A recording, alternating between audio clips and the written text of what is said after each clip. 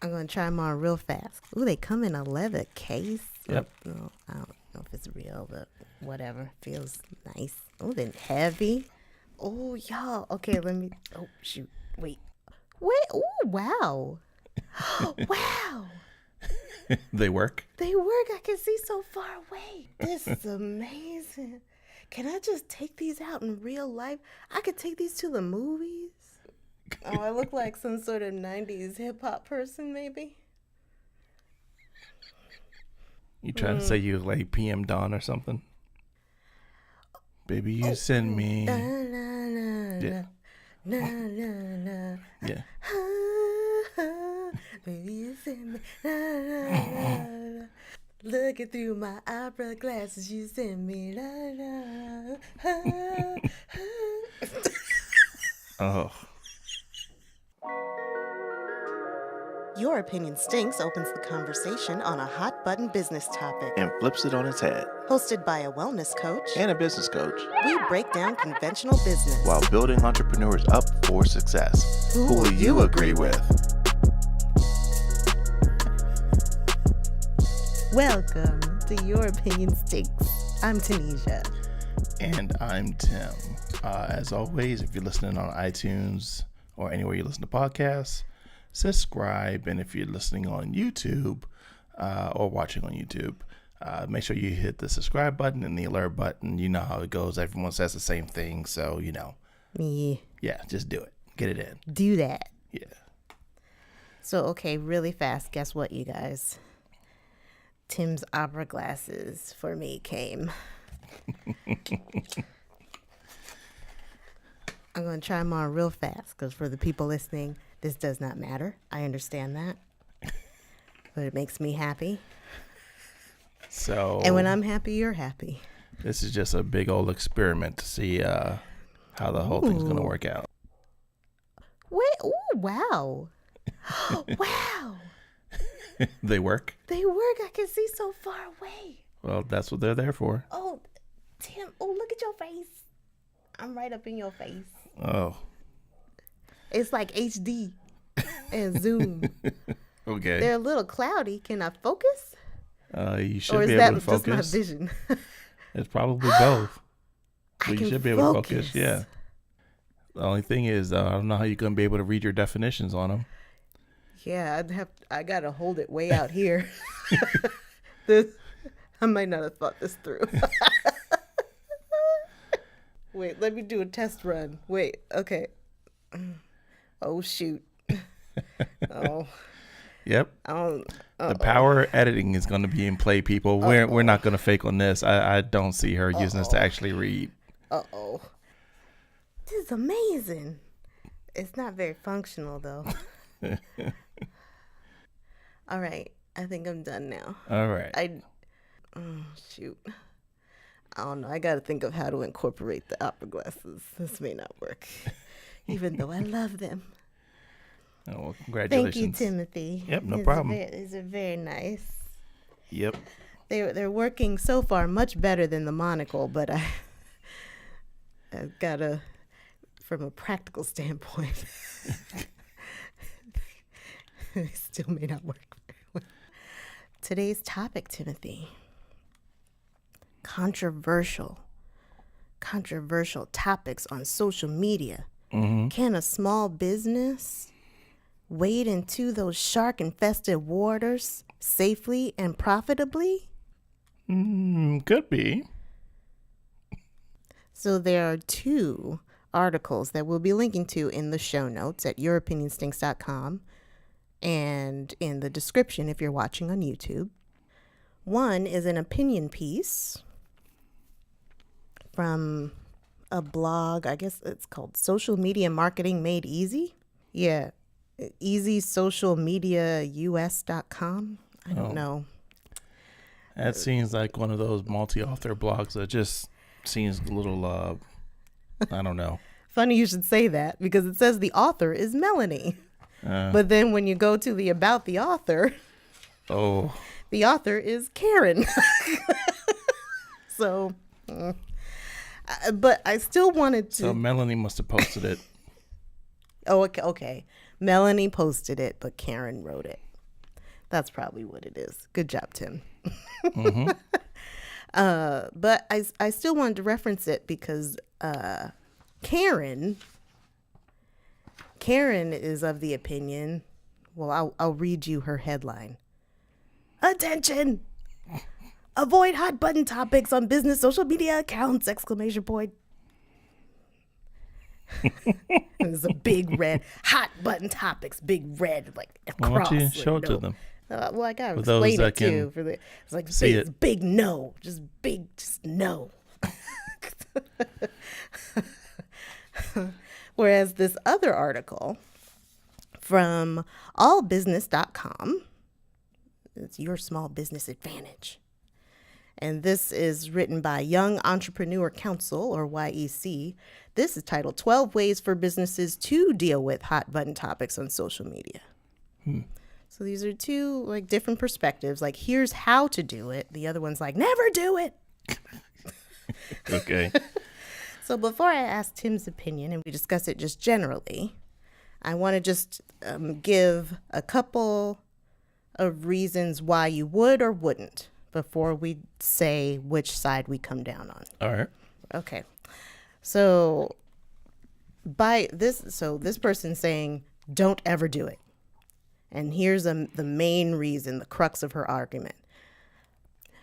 By remaining neutral in your posts, it stands to reason that you could attract more people who are interested in your products or services by finding what you have in common with your customers or clients, not what you don't have in common. What you don't have in common would become apparent very quickly if you comment on or post about controversial topics. So that's the argument against it. Just don't do it. Later, she writes, all money is green. Just don't go there. Why alienate people? This other article doesn't state a general stance, but it does give 12 ways that you can deal with it. The tone in a number of the people responding and giving their tips is, I really try to avoid it, but if you must, here's something you should do. So even not everyone in this article is saying definitely do it, because I think the argument for doing it includes that is what everyone's talking about. So by diving in, you are more likely to be seen and spread your opinion, and it gives your brand and potentially your products more visibility because you're diving into the waters of something that's very popular. Mm-hmm. And certainly I don't want this, anything we say in this discussion to be conflated with, like, if your business is about your purpose, if your mission is closely connected to a controversial topic on purpose, that's one thing. Like, we're not really talking about that. Like, you're having to maneuver that every day. We're just talking about the company where the relationship isn't obvious, but there is a profit motive or a brand recognition motive behind diving into talking about a controversial topic. So, gut reaction. What's your gut reaction to this? Okay, so I have a couple of things because I come from both sides of the equation on the whole thing of having a controversial topic in your social. And the way I will describe it is by stories. Okay. So it just so happened I was reading one of my associates' posts, and it was really interesting because it kind of fell into the gap of what we're talking about here. And he talked about how a person that was in his network or in his thread was talking about a product that he looked at and was like, yeah, I think I'm interested in buying that. And totally was on board, ready to pull out credit card, ready to purchase, ready to go. But then he just went and said, you know what, let me go ahead and take a look at their profile. I think I see where this is going. And immediately saw some rhetoric that completely was opposite of his. Him off. Yeah, just opposite of what he believed and felt was just and right, and totally was disengaged and lost all interest in buying from that person. If there was an affiliate link, I'm not even sure. But he definitely made his whole argument on, people don't just buy off of, needs or wants. They also buy off of character. Yeah. Do you know, like, and trust this person? Yeah. Well, it's not even know, like, and trust, because it apparently was someone that he at least trusted enough to be interested to buy. But then the profile was showing. Well, it sounds like that, trust was there, but like took a big hit. Yeah, that might have changed. When no enhanced. Yeah. The other story is there was a person we were all connected to in my network that decided to become a politician. This sounds familiar. Yeah, you should be aware of this one, at least know something of it. And at first, everyone had their kind of suspicions as to where the person leaned. But, everyone's making money. It's all good. We're going to, ride with it. And as long as you stay over there in your camp, we stay over in ours. Yeah. Until the view started to become public. And there was very questionable opinions, very stern, and in some circles, definitely in mine, unwelcome, very negative. And that ultimately affected not just the person's business, but also business relationships and people that were associated, and so on and so forth. So politically, long story short, I don't think he was elected in the position that he was trying to run for. But even worse, a lot of dirt came out. Yeah. And that opened him up for attacks, as you would expect in a political race. With all that being said, this is my opinion from both of these stories. I don't have a problem with someone in business being human and voicing their opinions on things that are hot button, because there's something to being vulnerable to the level where someone can get to know you on a granular level. And that's enduring.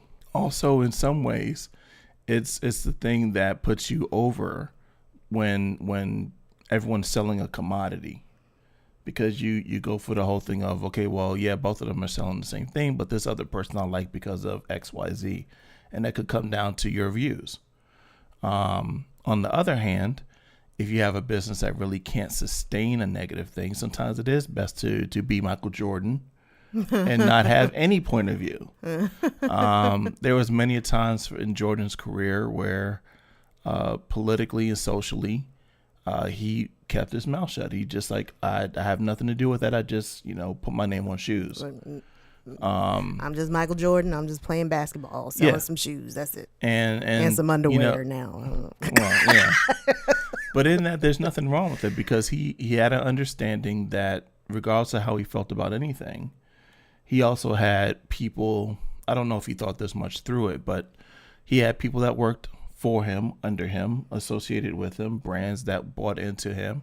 There was a major responsibility that his views could hurt a lot of people.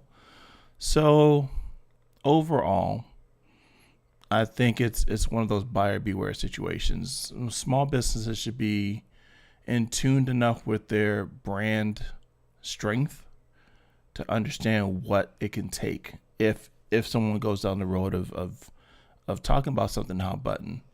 Last word on it. I think it should be a welcome thing, especially in business, because we do have many vendors that sell similar things.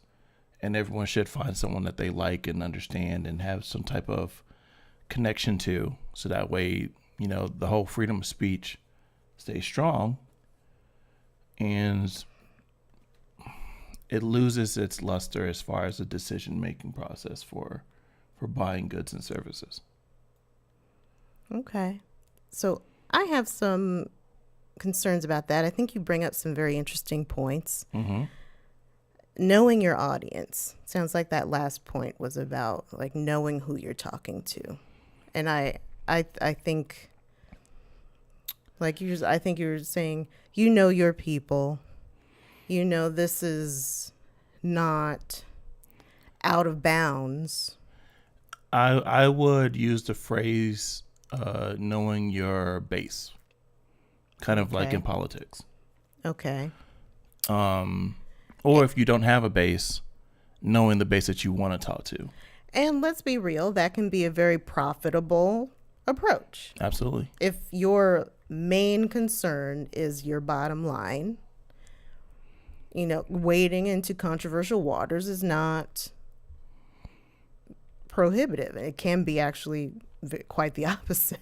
Yeah, I mean, because in anything, when you have someone who is deeply enthusiastic, a base or an audience that's deeply enthusiastic about something, and that can be something controversial, but deeply enthusiastic about something, they are more likely to spend dollars with you.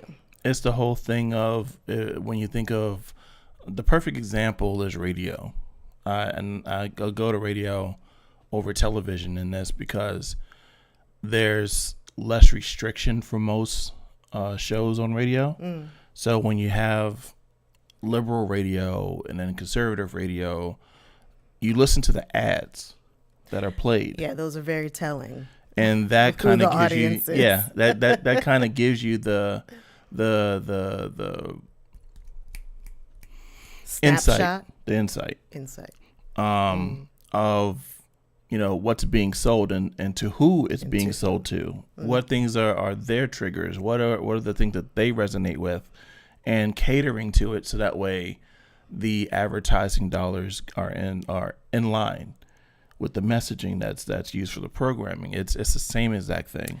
And you also mentioned keeping in mind what your brand can take. Yeah, absolutely. And I think I want to challenge that a little bit because, you may think about the hit your brand can take, but for example, one of the tips in this article and ways to deal with hot button topics is to knock the idea or the response to the controversial topic around your group, assuming your group is a diverse one.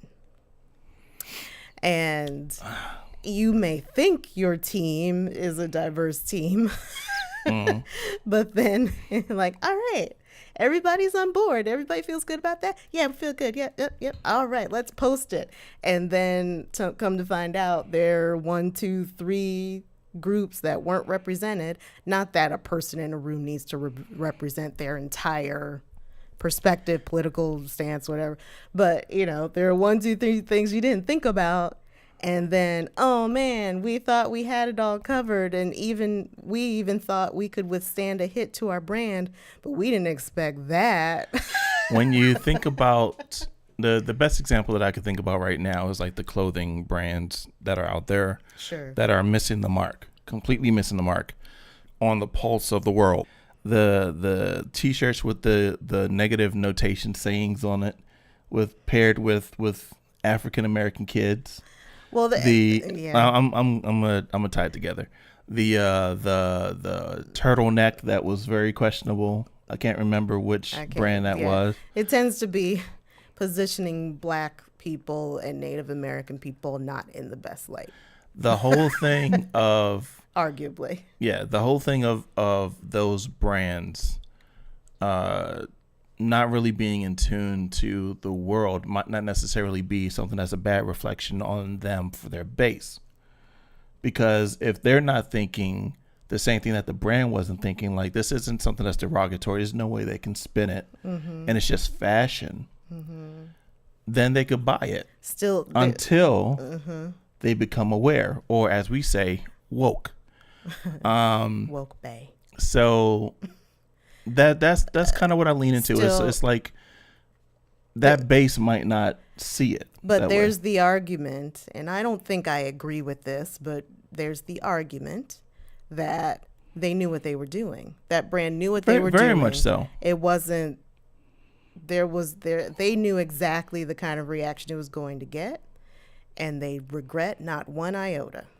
Absolutely. And that's the whole thing that we're talking about with posting something that your brand can probably take. Like if they went in with the intention to stir up people so they could bring in whatever attention it was, then they hit the mark of what they wanted to do. They probably had an educated guess that their brand could take it, because all you got to do is just put out a release or a statement that's contrary to whatever the storm is. But you brought so much attention to yourself before then. Yeah. You know, so that's what I mean by the whole thing of a brand. It's like what is it, Wu-Tang, in their latest documentary, when they released the only copy of I can't remember the name of the album, but it's the one that's the art piece album that the person with the AIDS drug or HIV drug bought. The whole thing that was a critical statement that RZA said in that was that regardless of whatever happened, they got $25 million worth of free advertising. Yeah.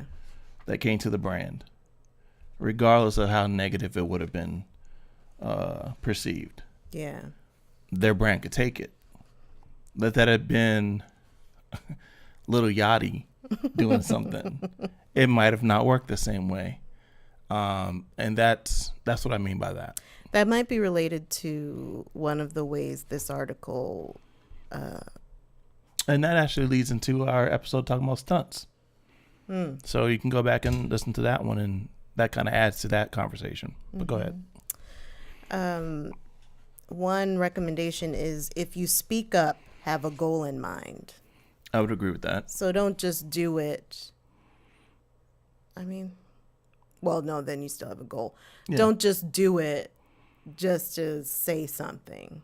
Don't just do it to get eyeballs on you necessarily.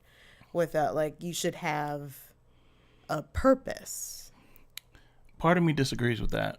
Well, part of me does agree, but because your purpose may just be the eyeballs. Yeah.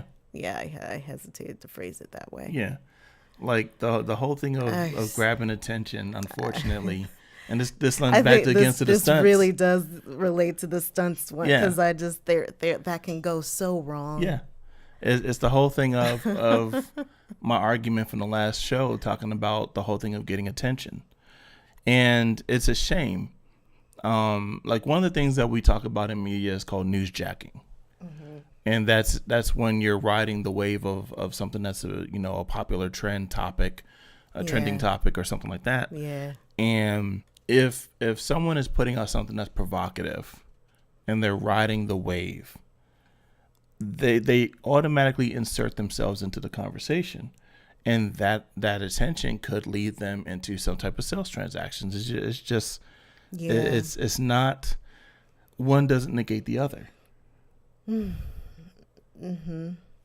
Well, okay, so then I think we'll end on this point, because I think what you just said leads into this tip from this article pretty well. This tip is, you can take a stance, but don't try to please everyone. Yeah. So just avoid trying to take a stance that attempts to please both sides. Your audience will see right through it. It's kind of like with this show. Like the whole thing of us having a stance that there's just some business practices that just need to really be dissected and or revised or totally abolished. Like there's going to be some people that listen to this show and be like, they're totally off base. Sure. And we as hosts have to be okay with it, because we know that we can't, it's just humanly impossible to please every single person that listens, watches, or for the sake of small business buys. But and you have to be okay with it. Another way to look at that is, however, you and I sometimes take different perspectives that could be perceived as trying to please everyone.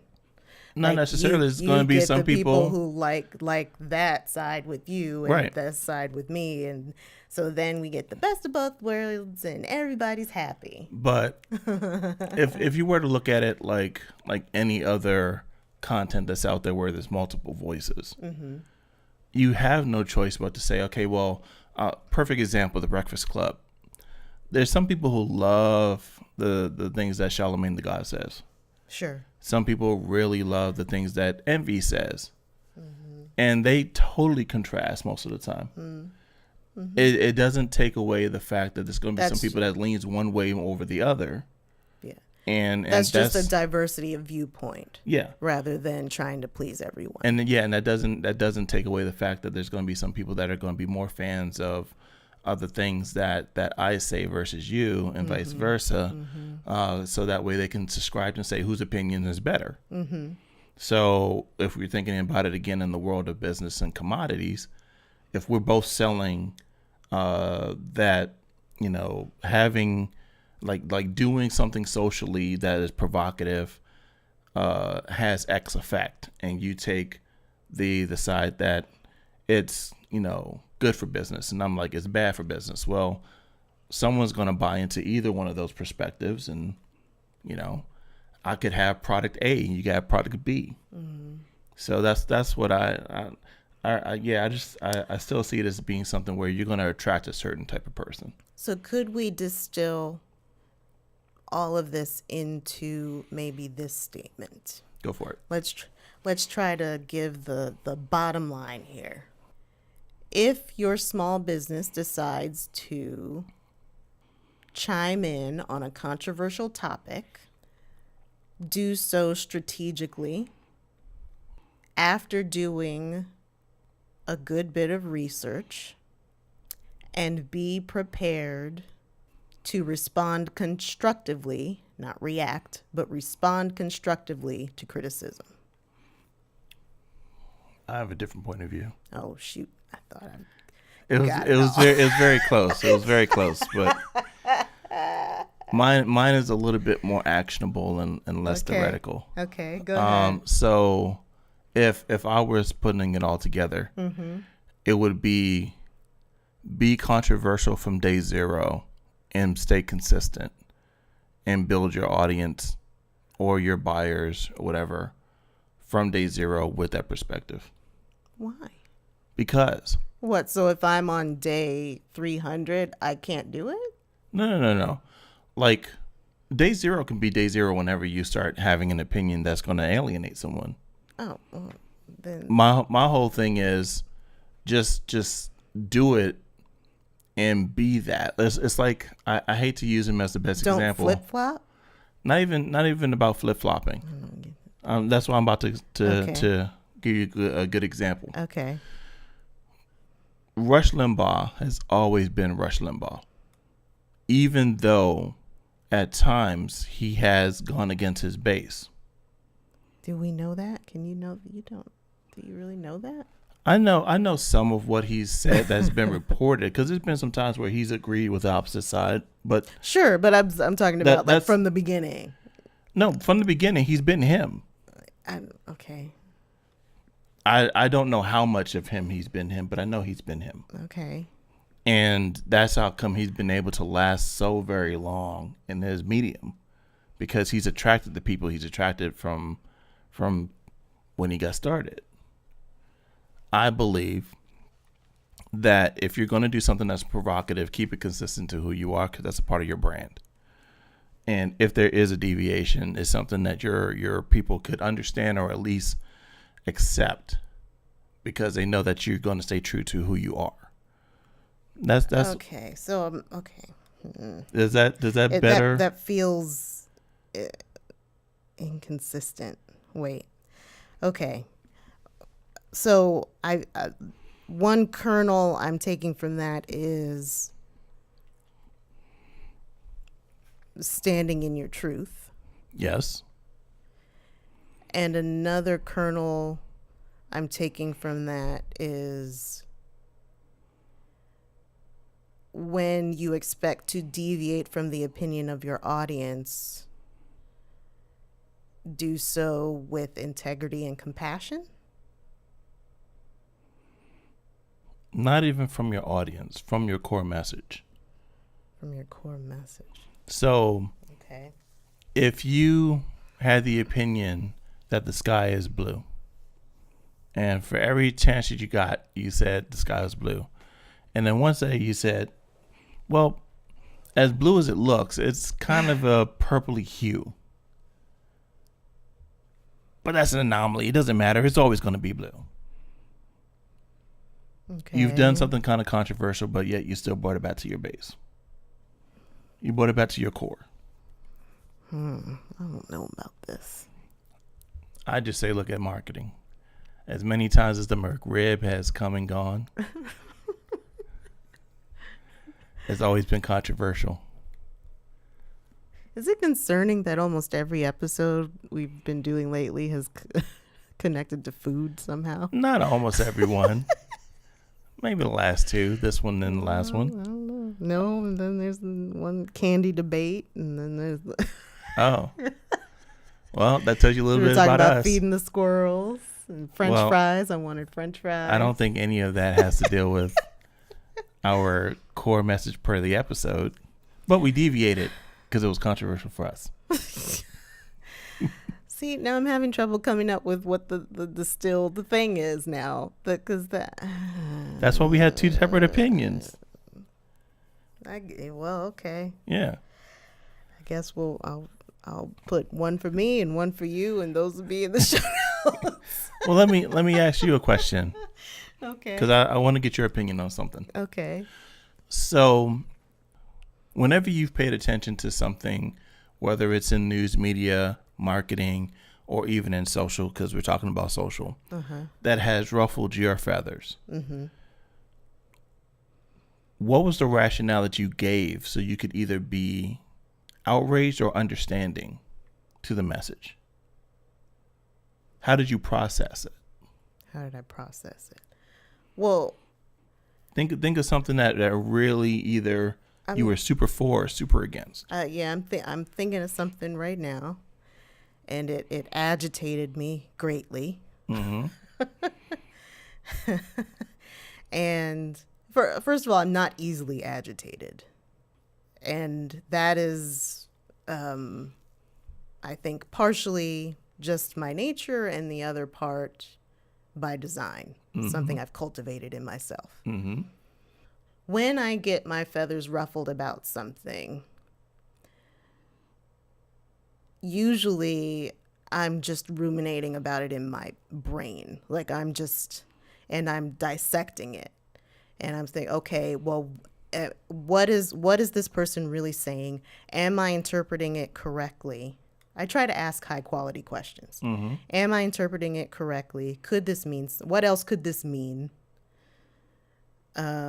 What does it mean about this person to say this? What does it mean about me to respond this way or react this way? Mm-hmm. This is an emotional reaction I'm having. Mm-hmm. So then it's about, okay, how do I respond? Do I just vent about it a little while in my head and then let it go? Do I vent about it to you and expressing it helps me let it go? Does it get filed away as a reason and motivator to be active in my business, in my community, politically? Does it send me to social media, which is extremely rare? That's only happened once. And does it provoke me to call my congressman? Like, what is the action I'm going to take? And is it an appropriate response rather than just reacting angrily and trying to vent? Because I think that's a lot of what happens on social media. We're just venting to get it out, and then it just stoking anger. And all that, there has to be some type of change that happens in your point of view for that person who said or did something that agitated you. Not necessarily. A change. Enough of you to have to go through all of these different phases of where the emotion's coming from, what you're feeling, what you're going to do about the feeling and all that. There has to be something that adjusts. There has to be some type of recalibration that happens. About the person? Yeah. No, I try not to. From my perspective, that only happens if you define that person in a certain way that may or may not be accurate. Okay, so when I hate to bring back the food, when IHOP released their statement of going to the burgers thing, yeah, there had to be something for you because that was a social event. Okay. That recalibrated your expectations from this business. Something had to have changed for you. Why? No, it was IHOP was trying to do a branding thing. They were trying to get more social media mentions. They got it. It was debatable how successful that campaign was. And that's the end of it didn't make me feel differently about IHOP. Well, then I guess that probably is what it is. The whole thing that I was trying to kind of get, and it seems like I wasn't that successful in it. Trying to get me to say something specific. Well, I was seeing if it leaned in, was if something that was hot button for you that a business said or entity said that made you feel a certain way, what was it that you felt, and how did it actually move you to either make change or totally ignore? But what you pretty much said is that you have so many different processes in between the result of some type of change, at least to them, that by the time you get to them, it's probably already gone. I don't know if this is what you're alluding to, but your questioning is making me think of cognitive dissonance. And if someone says something to me that makes me question my worldview, that's a different thing. Because I have one of two choices, generally speaking, at that point. If someone says something to me and is presenting me information that makes me say, oh, wow, this way I saw myself or the world or myself in the world could be completely different than I thought in a way that is very uncomfortable, I can either change my worldview to more align with what was said and the new evidence that's been presented to me, which is challenging for a lot of people, understandably for me, for a lot of people, or I can rationalize it. Well, this doesn't count because they're stupid. Or this doesn't count because they're only talking about this small thing, but I'm thinking about the big picture and they don't know what they're talking about. Like I can rationalize it away and make myself feel better and resolve the discomfort. So let's put this in a box.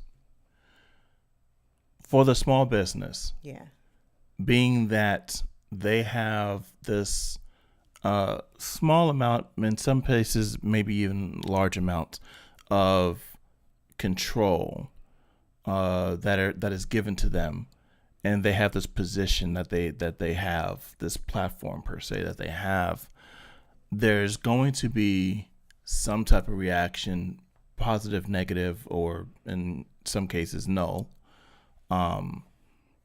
What should we all as small business owners think about as we put something out there that might be hot button in your view?